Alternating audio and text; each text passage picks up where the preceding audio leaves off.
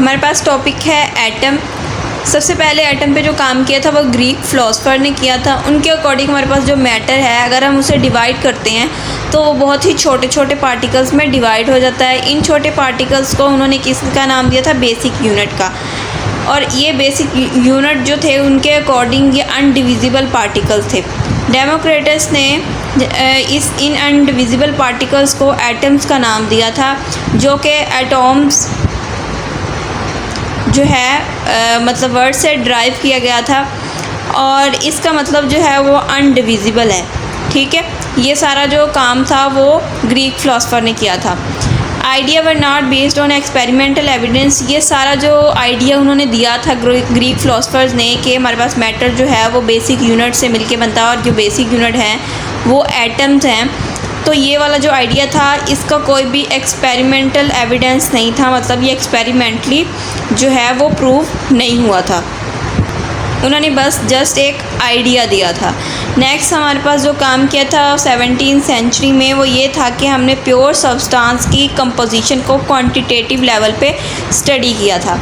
मतलब कि उन्होंने ऐसे स्टडी किया कि एक सब्सटेंस है, प्योर सब्सटेंस मतलब जो कि हमारे पास प्योर फॉर्म में मौजूद है। जैसे कि अगर हमें एक रॉक दे दी जाए, ठीक है, तो हमें कहा जाए कि इसका जो है इसमें कौन कौन से एलिमेंट मौजूद हैं, हमें ये बताना है। तो हमने क्या करना है कि हमारे पास वो जो चीज़ होगी वो प्योर होगी, मतलब जो हम अर्थ क्रस्ट से ले लेंगे।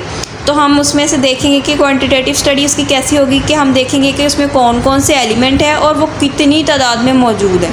ठीक है, ये है क्वांटिटेटिव स्टडी और इसमें प्योर सब्सटेंस के बारे में भी मैंने बता दिया। तो इसके बाद हमारे पास क्या चीज़ आती है? फ्यू और different elements were the component of many different substance. जब उन्होंने वो जो प्योर सब्सटेंस थी उन्होंने उसकी स्टडी की तो उन्हें पता चला कि कुछ जो है वो मुख्तलिफ एलिमेंट मतलब बहुत कम तादाद में एलिमेंट्स थे, लेकिन डिफरेंट एलिमेंट जो थे वो डिफरेंट सब्सटेंस का हिस्सा थे।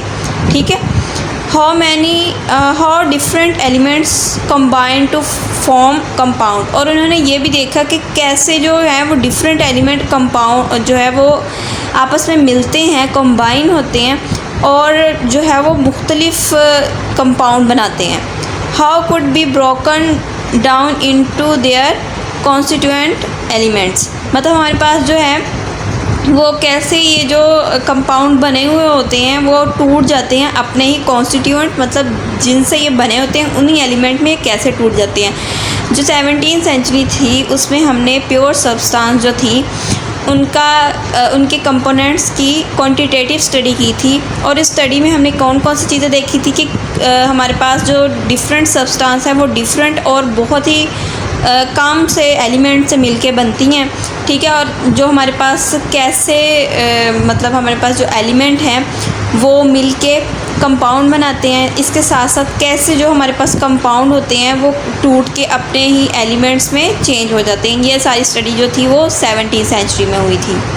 एटम की तरफ जाने से पहले हम ये देख लेते हैं कि हमारे पास एटम का स्ट्रक्चर कैसा होता है। मतलब एक ओवरऑल स्ट्रक्चर जो है वो हमारे जहन में होना चाहिए ताकि हमें पढ़ने में आसानी हो। तो हम ये देख लेते हैं कि हमारे पास ये एक एटम का स्ट्रक्चर है। इसमें हमारे पास दरमियान में क्या होता है? न्यूक्लियस होता है और इसके इर्द गिर्द जो है वो 3 डायमेंशन में हमारे पास ऑर्बिटल्स होते हैं। ऑर्बिटल्स के अंदर शेल होते हैं, शेल के अंदर सब शेल होते हैं। ठीक है, और इन शेल्स में जो होते हैं वो इलेक्ट्रॉन जो हैं वो रिवॉल्व हो रहे होते हैं। ठीक है, ये हमारे पास क्योंकि जो एटम होता है ना वो 3 डायमेंशन में होता है, इसलिए वो वैसे ही हम सिंपल बना देते हैं लेकिन वो 3 डायमेंशन में ही होता है। अगर हम सिंपल देखें तो ऐसा होता है कि हमारे पास दरमियान में न्यूक्लियस होता है और न्यूक्लियस में हमारे पास क्या क्या चीज़ें होती हैं? प्रोटॉन और न्यूट्रॉन होते हैं। प्रोटॉन पे पॉजिटिव चार्ज होता है और न्यूट्रॉन पे कोई चार्ज नहीं होता, ये न्यूट्रल होता है। और ये हमारे पास न्यूक्लियस के गिर्द जो होते हैं वो शेल्स होते हैं और इन शेल्स में जो होते हैं वो इलेक्ट्रॉन होते हैं। ठीक है, तो बेसिक चीज़ ये है कि हमारे पास एटम के स्ट्रक्चर में न्यूक्लियस होता है और शेल्स होते हैं। न्यूक्लियस के अंदर प्रोटॉन और न्यूट्रॉन्स होते हैं, जबकि हमारे पास जो इलेक्ट्रॉन्स होते हैं वो इस न्यूक्लियस के गिर्द जो है वो रिवॉल्व हो रहे होते हैं। और ये एक ओवरऑल जो है वो स्ट्रक्चर है, जो एक सिंपल स्ट्रक्चर जो है वो स्टूडेंट्स को समझाया जाता है कि ये हमारे पास एटम है, एटम के दरमियान जो है वो पॉजिटिव चार्ज है और इसके इर्द गिर्द जो है वो शेल्स हैं, और इस शेल्स में जो इलेक्ट्रॉन्स हैं उन पर नेगेटिव चार्ज है।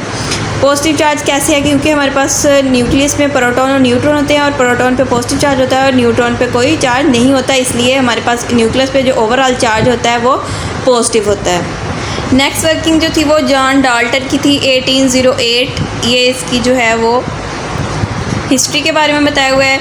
इंग्लिश स्कूल टीचर था ये, इसे रिकॉग्नाइज किया था। Law of conservation of mass and law of definite proportion जो हैं वो सिर्फ एटम की एग्जिस्टेंस की बेस पे ही डिफ़ाइन किए जा सकते हैं।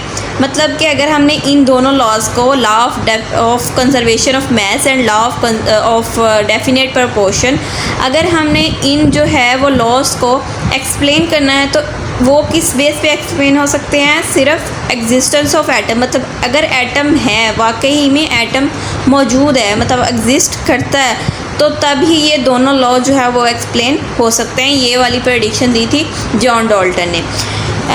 Dalton's atomic theory, John Dalton ने एक अपनी एटॉमिक थ्योरी भी दी थी एटम के रिलेटेड।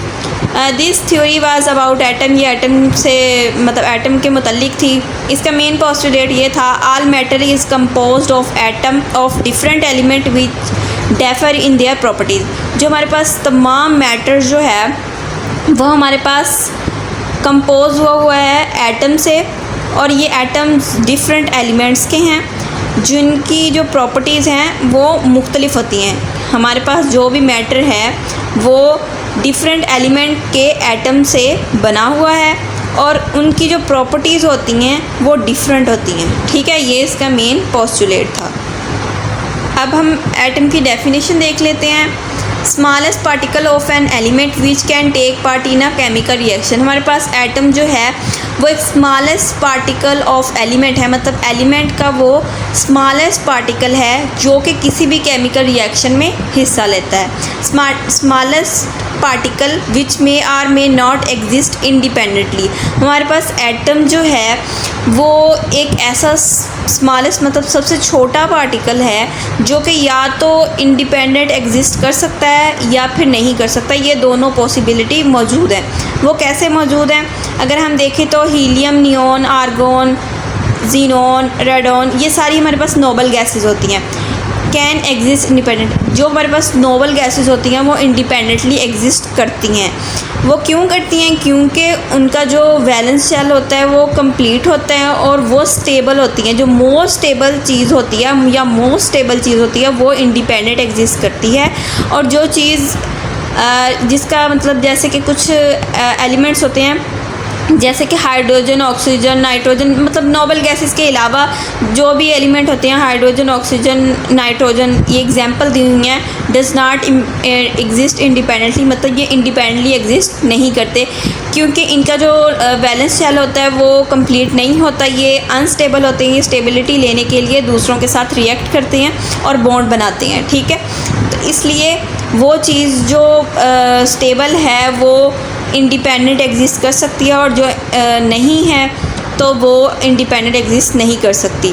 अगर हम फंडामेंटल पार्टिकल्स की बात कर लें तो हमारे पास इलेक्ट्रॉन, प्रोटॉन और न्यूट्रॉन, ये जो तीन होते हैं ये फंडामेंटल पार्टिकल हैं। ठीक है, न्यूक्लियस में हमारे पास प्रोटॉन और न्यूट्रॉन होता है और शेल्स में हमारे पास क्या होते हैं, इलेक्ट्रॉन्स होते हैं। तो ये जो तीन चीज़ें हैं वो बेसिक हैं, तो इसलिए ये हमारे पास फंडामेंटल पार्टिकल्स हैं। इसके अलावा भी हमारे पास एटम में फर्दर पार्टिकल्स होते हैं, ये सब पार्टिकल्स होते हैं। ठीक है, जिसमें हमारे पास न्यूट्रिनो है, एंटी न्यूट्रिनो है, बोसोन है, हाइप्रोन है, मतलब इसके अलावा जीनोन है, पता नहीं कौन कौन से हमारे पास पार्टिकल होते हैं।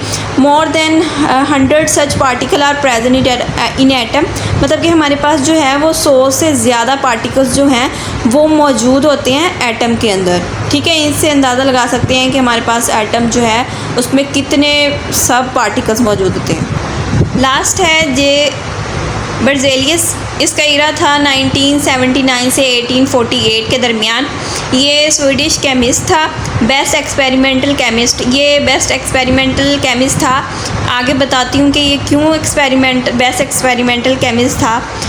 Perform more than 2000 experiment to determine the atomic masses for the 50 element in 10 year. इसने 10 साल में 2000 से ज़्यादा जो थे वो एक्सपेरिमेंट किए थे 50 एलिमेंट के एटॉमिक मैसेज को फाइंड आउट करने के लिए। ठीक है, इसलिए क्योंकि जो केमिस्ट होता है, केमिस्ट जो केमिस्ट्री पे रिसर्च करता है या काम करता है उसे हम केमिस्ट कहते हैं। तो उसका जो एक एसेंट होता है ना, या फिर उसकी जो इम्पोर्टेंस होती है वो यही होती है, या हम ये ऐसे कह सकते हैं कि वो ख़ुद को ऐसे केमिस्ट जो प्रूव करवाता है कि वो एक्सपेरिमेंट के ज़रिए अपने काम को जो है वो प्रूव कराता है।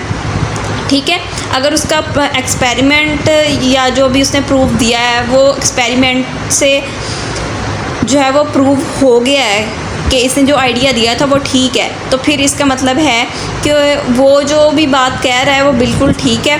और केमिस्ट्री में जो भी बात होती है वो प्रूफ की बेस पे होती है, मतलब एक्सपेरिमेंट की बेस पे होती है।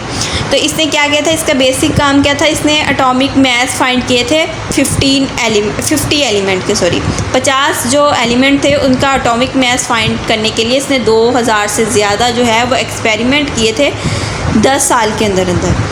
एटॉमिक मास ऑफ एलिमेंट, इसका जो बेसिक काम था इसने एटॉमिक मास ऑफ एलिमेंट के बारे में बताया था। A number of values are closer to the modern values of atomic masses. इसने जो बताए थे ना कि जो एटॉमिक मासेस इसने एलिमेंट्स के बताए थे वो मॉडर्न वैल्यूज़ से बहुत हद तक जो है वो क्लोज थे, उनके करीब करीब थे। Develop the system of giving element a symbol, इसके साथ साथ इसने एलिमेंट्स को सिंबल देने में भी मतलब काम किया था, मतलब वो वाला सिस्टम भी इसने डेवलप किया था। कुछ एलिमेंट्स देख लेते हैं। एलिमेंट्स हैं हमारे पास क्लोरीन, कॉपर और नाइट्रोजन। ये हमारे पास जो ये बर्ज़ेलियस ने दी थी वो इनकी वैल्यूज़ हैं और ये मॉडर्न वैल्यूज़ हैं। अगर हम देखें तो ये और ये वाली जो वैल्यूज़ हैं वो बहुत ज़्यादा करीब हैं। ठीक है, तो इसका मतलब था कि जो उसने एक्सपेरिमेंट किए थे, क्योंकि जो हमारे पास पिछला दौर था या हमारे पास जो पुराने वक्त थे तब हमारे पास लेबॉर्ट्रीज़ में काम करते वक्त जो था वो एरर आ जाता था, क्योंकि हमारे पास लेबॉर्ट्री इतनी ज़्यादा मॉडर्न नहीं थी। ठीक है, टेक्निक्स ज़्यादा मॉडर्न नहीं थी, इसलिए उसने जो भी एक्सपेरिमेंट किए इसका मतलब है कि वो ठीक है, क्योंकि उसकी मॉडर्न वैल्यूज़ जो हैं वो बहुत हद तक उसके राउंड अबाउट ही हैं। ठीक है, इसलिए उन्होंने कहा था कि जो जे बर्ज़ेलियस था वो एक बेस्ट एक्सपेरिमेंटल केमिस्ट था। ये सारा हमारे पास एटम था। अगर आपको कोई भी क्वेश्चन है तो आप कमेंट बॉक्स में पूछ सकते हैं, और अगर आप कुछ इम्प्रूवमेंट चाहते हैं तो उसके बारे में भी आप मुझे बता सकते हैं। और वीडियो को लाइक शेयर करना ना भूलिएगा और अपने दोस्तों को भी भेजना ना भूलिएगा। इसके अलावा अगर आप मुझे कोई सजेशन देना चाहते हैं तो कमेंट बॉक्स में लाजमी बताइएगा, ताकि मैं अगली वीडियो में उस चीज़ को जो है वो इम्प्लीमेंट कर सकूं। तो अपने दोस्तों के साथ शेयर करना ना भूलिएगा, और नेक्स्ट वीडियो के लिए चैनल को सब्सक्राइब ज़रूर कीजिएगा। ठीक है, नेक्स्ट वीडियो तक अल्लाह हाफिज़।